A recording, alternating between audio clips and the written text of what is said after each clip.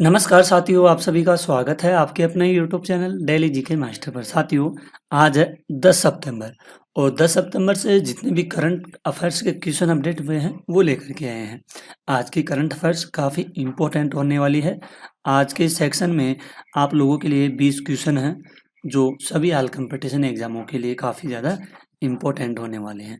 अगर साथियों आप लोगों को एग्ज़ाम फाइट करनी है तो आप लोग डेली करंट अफेयर्स की क्लास लीजिए और हम डेली करंट अफेयर्स की क्लासें लेकर के आते हैं सुबह 7 बजे। साथियों, टेलीग्राम का लिंक आप लोगों को डिस्क्रिप्शन में मिल जाएगा, ज्वाइन कर लेना। पीडीएफ फाइल प्लस वीडियो मिल जाएगा। आप लोग वीडियो देखते हो लेकिन वीडियो को शेयर भी नहीं करते हो, लाइक भी नहीं करते हो। अगर वीडियो देखते हो तो वीडियो को लाइक शेयर जरूर कीजिए और क्लास अच्छी लगे तो प्यारा सा कमेंट भी आप लोग कीजिए। तो आइए शुरू करते हैं बिना किसी देरी से पहले क्वेश्चन से। पहला क्वेश्चन है, हाल ही में न्यायपालिका को मजबूत करने के लिए डिजिटल पहल किस उच्च न्यायालय ने की है? तो डिजिटल पहल उच्च न्यायालय दिल्ली उच्च न्यायालय के द्वारा की गई है। किसके द्वारा की गई है? दिल्ली के द्वारा। ठीक है, दिल्ली उच्च न्यायालय ने शिष्टाचार दस्तक नामक पहल शुरू की है। ठीक है, इसका उद्देश्य है महिलाओं से छेड़छाड़ करने वालों के खिलाफ कार्रवाई करना। कॉलेज छात्रों के लिए न्यू स्पेशल बसें भी शुरू की गई है। अगला क्वेश्चन है, तमिलनाडु के तूतीकोरिन जिले के कुलशेखरपट्टिनम में इसरो का नया प्रक्षेपण केंद्र कब तक तैयार हो जाने की घोषणा की गई है इसरो के द्वारा? तो ये 2026 तक तैयार हो जाएगा। ठीक है, एक नया इसरो का नया प्रक्षेपण केंद्र है। ठीक है, जल्दी ही तैयार होने वाला है ये। ठीक है, इसका बी राइट आंसर हो जाएगा। भारत में इसरो के 3 प्रमुख प्रक्षेपण केंद्र हैं। ठीक है, श्री हरिकोटा में सतीश धवन केंद्र पहला प्रमुख केंद्र है और तमिलनाडु में नया 2026 में तैयार होगा, ये हो जाएगा। ठीक है, अगला क्वेश्चन है, हाल ही में डेविड लेम्मी किस देश के नए उप प्रधानमंत्री बने हैं? तो ये नए प्रधानमंत्री बने हैं ब्रिटेन के। ठीक है, ब्रिटेन में मतदाताओं की आयु 16 वर्ष कर दी गई है। नए प्रधानमंत्री कीर स्टारमर 58वें प्रधानमंत्री बने हैं और ब्रिटेन की सबसे युवा सॉलिसिटर ध्रुवांगी मेघवानी बनी है। क्वेश्चन है, हाल ही में किस राज्य के मुख्यमंत्री द्वारा शिक्षकों के लिए कैशलेस चिकित्सा की घोषणा की गई है? कैशलेस चिकित्सा की घोषणा की गई है, तो ये की गई है उत्तर प्रदेश सरकार के द्वारा की गई है। उत्तर प्रदेश में नो हेलमेट नो फ्यूल अभियान लागू किया गया। राज्य का सबसे लंबा रेलवे स्टेशन गोमो नगर का निजीकरण किया गया। गोंडा से झारखंड तक की सबसे लंबी मालगाड़ी चलाई गई है। नेक्स्ट क्वेश्चन है, हाल ही में जमैका देश के प्रधानमंत्री के रूप में जीत हासिल की है। जमैका देश के प्रधानमंत्री कौन बने हैं? ये काफी इंपॉर्टेंट क्वेश्चन है। ये बने हैं एंड्रयू होलनेस। ठीक है, इसका साथियों ए राइट आंसर हो जाएगा। एंड्रयू होलनेस जमैका के नए प्रधानमंत्री बने हैं और लुइस मोंटेनेग्रो पुर्तगाल के पूर्व उप प्रधानमंत्री बने हैं। शिंजो आबे जापान के पूर्व प्रधानमंत्री बने हैं। ठीक है, नेक्स्ट क्वेश्चन है, हाल ही में वर्षा और अच्छी फसल के लिए इंद्र यात्रा उत्सव की शुरुआत हुई है और ये कहाँ पर हुई है साथियों? ये हुई है काठमांडू में हुई है। ठीक है, काठमांडू नेपाल की राजधानी है।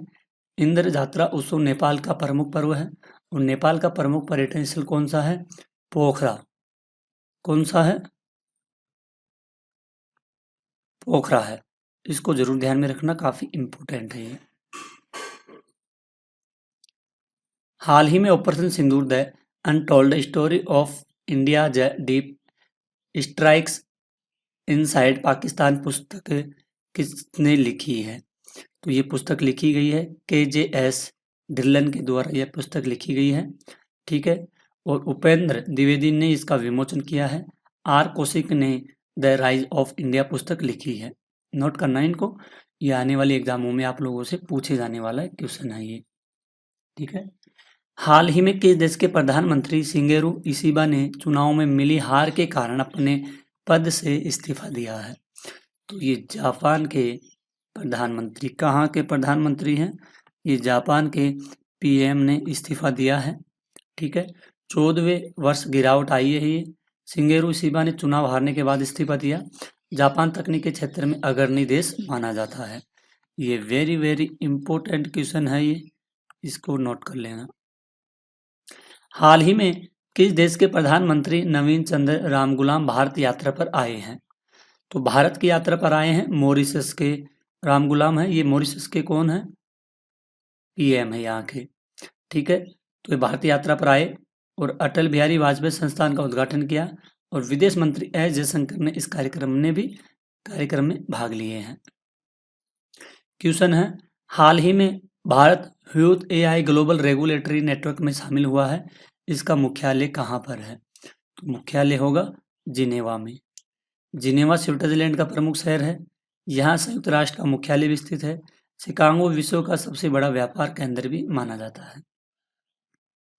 हाल ही में US open tennis grand slam 2025 में पुरुष एकल का खिताब किसने जीता है? तो ये है कार्लोस अल्काराज के द्वारा जीता गया है। हर बार यही जीतते आए रहे हैं। कार्लोस अल्काराज ने स्पेन से यह खिताब जीता है। उपविजेता जेनिक सिनर इटली रहे। महिला वर्ग में आर्यना सवाले का विजेता और अंजा अनसेसमोवा उपविजेता रही है। नेक्स्ट है, हाल ही में जापान टॉक कॉरपोरेशन के सबसे बड़े लिथियम आयन बैटरी निर्माण संयंत्र का उद्घाटन हुआ है। कहाँ पर हुआ है ये हुआ है हरियाणा में हुआ है। हरियाणा में एशिया का सबसे बड़ा बैटरी निर्माण संयंत्र उद्घाटन अश्विनी वैष्णव द्वारा किया गया। यह संयंत्र भारत की ऊर्जा सुरक्षा में महत्वपूर्ण भूमिका भी निभाएगा। हाल ही में रेरा पोर्टल किसने लॉन्च किया है? तो ये लॉन्च किया गया है केंद्रीय आवास एवं शहरी कार्य मंत्रालय के द्वारा। RERA portal real estate sector की पारदर्शिता को बढ़ाने के लिए किया गया। केंद्रीय मंत्री हरदीप सिंह पुरी ने इसे लॉन्च किया, घर खरीदारों को सूचना उपलब्ध कराने के उद्देश्य के लिए। नेक्स्ट क्वेश्चन है, हाल ही में 27वां सरस आजीविका मेला कहाँ आयोजन किया गया है? तो इसका आयोजन हुआ है नई दिल्ली में। आयोजन हुआ इसका आयोजन ग्रामीण विकास मंत्रालय द्वारा किया गया। उद्देश्य है ग्रामीण कारीगरों और उद्यमियों को मंच देना और रोजगार आजीविका के अवसर पर बढ़ाने पर जोर देना। हुइड अर्थात स्वैच्छिक हॉलमार्किंग विशिष्ट पहचान हाल ही में केंद्र सरकार ने किसके लिए अनिवार्य कर दिया गया है? तो ये चांदी के आभूषणों के लिए किया गया है।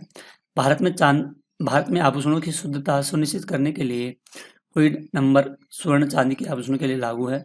उपभोक्ता को पारदर्शी और सुरक्षित खरीद में भी मदद करता है ये। साथियों, आप लोग डेली करंट अफेयर्स के लिए अपने भाई का चैनल है डेली जीके मास्टर, विजिट कीजिए और चैनल को सब्सक्राइबर कीजिए। डेली करंट अफेयर्स की क्लास आती है। हाल ही में उत्तर पूर्व क्षेत्र बैडमिंटन चैंपियनशिप का उद्घाटन कहाँ पर हुआ है? तो ये हुआ है त्रिपुरा में हुआ है। ठीक है, उद्घाटन होजागिरी उत्सव के दौरान हुआ। त्रिपुरा खेल सांस्कृतिक गतिविधियों के केंद्र बना रहा है। बैडमिंटन चैंपियनशिप में कई राज्यों के खिलाड़ी शामिल हुए हैं। हाल ही में बिहार के राजगीर में आयोजित हॉकी एशिया कप के उपविजेता कौन बनी है? तो इनका नाम है भारत बना है उपविजेता। ठीक है, भारत ने फाइनल में दक्षिण कोरिया को 5-1 से हराया। टूर्नामेंट का आयोजन राजगीर में हुआ और भारत उपविजेता रहा था। आपको बता दें, उपविजेता रहा था दक्षिण कोरिया। ठीक है, उपविजेता और ये रहा विजेता। ठीक है, ध्यान में रखना, भारत पहले नंबर पर है, दूसरे पे दक्षिण कोरिया है। क्वेश्चन है, हाल ही में कहाँ रॉयल भूटान बौद्ध मंदिर का भव्य उद्घाटन हुआ? तो ये हुआ बिहार में हुआ है। प्रधानमंत्री मोदी ने बिहार में इस मंदिर का उद्घाटन किया। यह भूटान और भारत के बीच सांस्कृतिक संबंधों का प्रतीक है। बौद्ध धर्म के तीर्थ स्थलों को विकास की पहल भी है ये। हाल ही में किस देश ने फेसबुक, व्हाट्सएप, ट्विटर, इंस्टाग्राम सहित 26 सोशल मीडिया प्लेटफॉर्म पर प्रतिबंध लगाया है? और साथियों, ये प्रतिबंध लगाया गया है नेपाल देश के द्वारा लगाया गया है 26 प्लेटफॉर्मों पर। नेपाल के राष्ट्रीय सुरक्षा सामाजिक समरसता के लिए ये कदम उठाए। राष्ट्रपति रामचंद्र पौडेल ने आदेश जारी किया। प्रतिबंध का उद्देश्य है फेक न्यूज और अफवाहों पर रोक लगाना। अमित मिश्रा का संबंध किस खेल से है? तो ये है क्रिकेट से है साथियों। और अमित मिश्रा भारतीय क्रिकेट टीम के प्रमुख गेंदबाज हैं। आईपीएल में 3 हैट्रिक लेने वाले एकमात्र गेंदबाज हैं। लेग स्पिन गेंदबाज के लिए प्रसिद्ध भी माने जाते हैं। तो साथियों, आज के आपके टॉप करंट अफेयर्स के 20 क्वेश्चन थे। इन सभी को अपन ने कवर किए हैं। सारे एग्जाम की दृष्टि से काफी ज्यादा इंपॉर्टेंट है और महत्वपूर्ण है।